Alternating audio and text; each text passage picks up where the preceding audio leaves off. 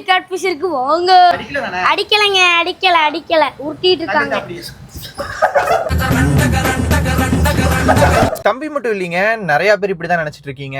இது வந்து electric eel கிடையாது, எலக்ட்ரிக் கேட்ஃபிஷ். இது வந்து 3 அடி 20 கிலோ வளரும். ஈல்ல மட்டும் தான் கரண்ட் அடிக்கும்னு நிறைய பேர் நினைச்சிட்டு இருக்கீங்க. ஆனா எலக்ட்ரிக் கேட்ஃபிஷ்னு ஒன்னு இருக்கு, அதையும் தெரிஞ்சு வச்சுக்கோங்க. இதுல ஏன் எலக்ட்ரிசிட்டி பாஸ் ஆகுதுன்னு கேட்டீங்கன்னா, இதை வந்து மத்த மீனுங்க கிட்ட இருந்து காப்பாத்திக்கிறக்கும் இதோட இறைய வந்து ஹண்ட் பண்ணி சாப்பிடறதுக்கும் தான் இது மேல இருந்து கரண்ட் அடிக்குது. சின்னதா இருக்கும் போது தொட்டிங்கன்னா எந்த ஒரு ஆபத்தும் இருக்காது. ஆனா பெருசா இருக்கும் போது தொட்டிங்கன்னா கண்டிப்பா பெரிய லெவல்ல எலக்ட்ரிசிட்டி பாஸ் ஆகும். நான் சொல்றத நம்பாம நீங்களும் தொட்டு பாத்தீங்கன்னா உங்களுக்கும் இதே நிலைமை தான்.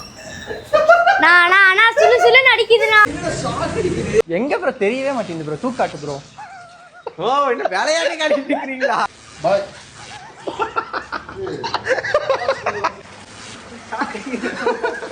தொட்டா வராது அப்பா.